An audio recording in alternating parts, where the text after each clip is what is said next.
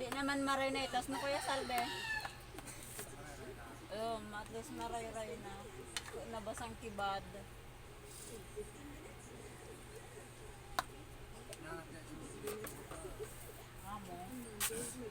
Amo, nagkaarang nga. Pono, no pagbatang ni katong sa dabong so, di man inangat.